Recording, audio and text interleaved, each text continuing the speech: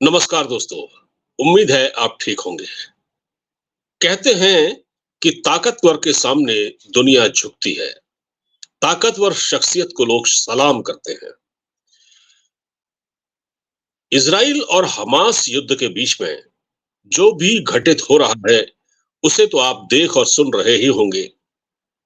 इस बीच एक न्यूज़ आई जिस पर बहुत से लोगों को यकीन नहीं हुआ और वो न्यूज़ थी, वो समाचार था कि जिस देश पर हमास को उकसाने का आरोप था, जिस देश पर हमास को पैसों से और हथियारों से मदद करने का आरोप था, जिसके बारे में ये कहा जा रहा था कि इसने हमास को उकसाया इजराइल पर युद्ध करने के लिए, और इसको लेकर तमाम मीडिया आउटलेट्स में खबरें शाया हुई।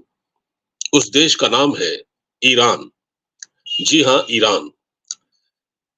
ईरान ने अब इस लड़ाई से तौबा कर ली है।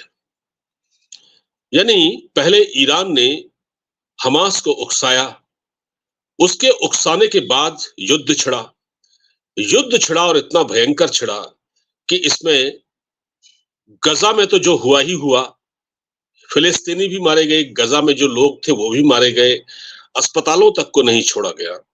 और इसराइल का तो बहुत नुकसान हुआ, इसराइल का भी बहुत नुकसान हुआ।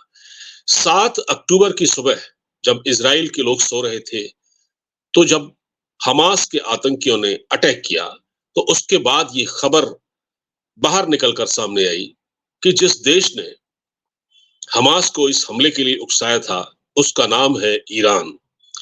और अब वो ईरान इस लड़ाई से तौबा कर रहा है और उस ईरान ने ये भी स्टेटमेंट दिया है, उनके जो राष्ट्रपति हैं, उन्होंने स्टेटमेंट दिया है कि न तो ईरान इस युद्ध में शामिल होगा और न ही वो बाकी मुस्लिम देशों को इस युद्ध के लिए भड़काएगा।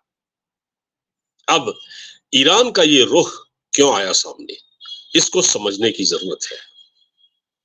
और इस बीच हाँ, एक बात और हुई कि ईरान के राष्ट्रपति ने भारत के प्रधानमंत्री नरेंद्र मोदी को फोन किया और कहा कि इस युद्ध को खत्म करवाएं, इसमें इंटरवीन करें। इसका मतलब यह है कि ईरान बहुत घबराया हुआ है।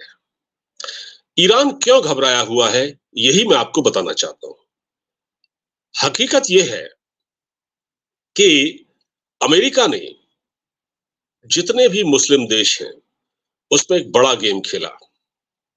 उसने अरब देशों, मुस्लिम देशों, 57 इस्लामिक मुल्कों में फूट डाल दी। हुआ ये कि एक ओआईसी की मीटिंग हुई और उसमें ईरान का ये प्रस्ताव था कि आप जितने भी मुस्लिम देश हैं, वो इसराइल को तेल की सप्लाई बंद करें, तेल की आपूर्ति बंद करें, उनसे अपने संबंध तोड़ दें। लेकिन आजकल आपको पता है, स्वार्थ की दुनिया है। अर्थव्यवस्था पर सारी दोस्ती और दुश्मनी आधारित है। कोई भी देश अपने हितों से समझौता नहीं करता। ईरान शायद ये भूल गया कि वो एक जुनून की हद तक जाकर हमास को समर्थन करता रहा, उसको उकसाता रहा, लेकिन अब उसको अकल आई है। अब उसको अकल क्यों आई है, ये भी मैं आपको बताऊंगा।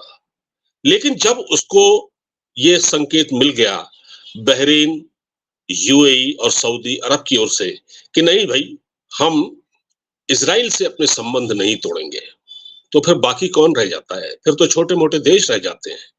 फिर तो पाकिस्तान जैसे चंद देश रह जाते हैं जिनको कोई पूछता नहीं है। तो ईरान को यह समझ में आ गया कि अब ये उसका खेल खत्म हो चुका है और इसमें इसराइल की बड़ी जीत हो चुकी है। हुआ ये कि एक तो ये मीटिंग हुई जिसमें ईरान का प्रस्ताव गिर गया, ईरान को कोई सहानुभूति नहीं मिली, कोई सपोर्ट नहीं मिला। उसको ये लग गया कि लोग मेरे साथ नहीं है, वो अकेला पड़ गया। उसके बाद अमेरिका ने खाड़ी के अलग अलग देशों में जहां उसके अपने बेसेस हैं, नेवल बेस या उनकी जो एयरफील्ड है, जहां से उनके विमान उड़ते हैं और अटैक करते हैं, वहां पर उन्होंने अपने फाइटर जेट तैनात कर दिए। उनके बड़े-बड़े युद्धपोत भूमध्य सागर में तैनात हो गए और कई देशों में उनके जो सैनिक हैं, वो तैनात कर दिए गए हैं। लेकिन उन देशों का नाम सामने नहीं आया है क्योंकि अमेरिका का ऐसा मानना है कि अगर उन देशों के नाम सार्वजनिक हो जाएँगे, तो फिर मुस्लिम देश नाराज़ हो सकते हैं। हालाँकि इसमें जॉर्डन का नाम आया है। जॉर्डन में अमेरिका ने अपने जो एयर बेसेस हैं, वहाँ से उड़ान भरी है और जो सीरिया में ईरान समर्थक जो संगठन हैं, आतंकी संगठन, ईरान समर्थक जो लड़ रहे हैं सीरिया में, उन पर ज़बरदस्त बमबारी की है और वो भी चल रही है अभी भी। तो ईरान इससे घबरा गया है। ईरान को अब ये लगता है कि अगला टारगेट वो है। क्योंकि ये दुनिया के सामने ये बात पूरी तरह से अया हो चुकी है, ये साबित हो चुकी है कि ये जो किया है, जो ये 1 सवा महीने से जो लड़ाई चल रही है, इसके पीछे कोई और नहीं है बल्कि ईरान है। ईरान ने हमास का आर्थिक सहयोग भी किया, हथियारों से भी सहयोग किया। अब वो कह रहा है कि हम आपका साथ नहीं देंगे, हम आपको नैतिक समर्थन ज़रूर देंगे लेकिन आपकी लड़ाई में आपके साथ हम नहीं उतरेंगे। ईरान अपना नुकसान नहीं करना चाहता है, इसका मतलब ये है। दूसरी तरफ ईरान ने अपनी खाल बचाने के लिए और ये साबित करने के लिए कि मैं तो निर्दोष हूँ, मैंने किसी को नहीं उकसाया है, उसने हमास के एक नेता से कहा है, जिसका नाम हनयान है, उससे कहा है कि देखिए जो लड़ाई हुई है, जिसकी शुरुआत आपने की, यानी 7 अक्टूबर को हमास के आतंकियों ने अटैक किया, जिसमें 900 इज़राइली मारे गए। उस लड़ाई के बारे में ईरान का ऐसा कहना उनको ये एक तरह से संकेत नहीं मिला, मतलब उनको ये अंदाजा तो था कि ये अटैक होगा, लेकिन ये कितने बजे होगा और किस दिन होगा, इसकी टाइमिंग के बारे में कोई पता नहीं था। तो ईरान अपनी खाल बचाने में लगा हुआ है और उसने हमास के नेताओं से, बड़े लीडर्स से कह दिया है कि ये हमला आपने जो किया, वो हमको डार्क में रखकर किया, मतलब हमको अंधेरे में रखकर किया, आपने इस बारे में हमें जानकारी नहीं दी।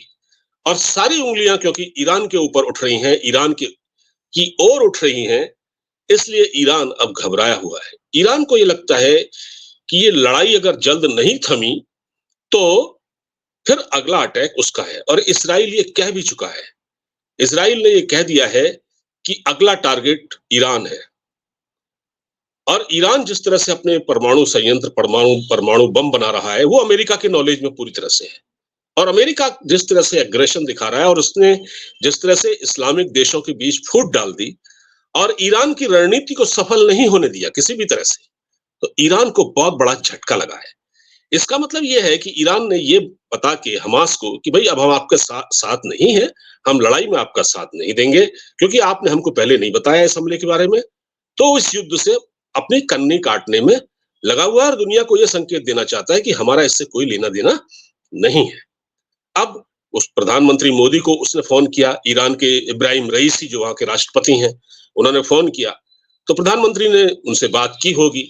लेकिन देखिए पहले आप गलत करें, आप किसी इलाके को डिस्टेबलाइज करें, वहां युद्ध करवाएं, वहां आग भड़काएं, जिसमें हजारों लोग मारे जाएं और फिर आप के ऊपर जब बात आने लगे, फिर आप डरें और कहें कि अब इस युद्ध को रुकवाइए, तो दर हकीकत वो मोदी जी से ये कह रहे थे कि अब आप न सिर्फ इस युद्ध को रुकवाइए बल्कि हमको भी बचाइए, क्योंकि अगला निशाना ईरान है। आपको भी मेरी बात समझ में आ गई होगी। उम्मीद है आपको ये वीडियो अच्छा लगा होगा। अगर आपको ये अच्छा लगा है तो इसको प्लीज लाइक, शेयर, सब्सक्राइब जरूर करें। नमस्कार।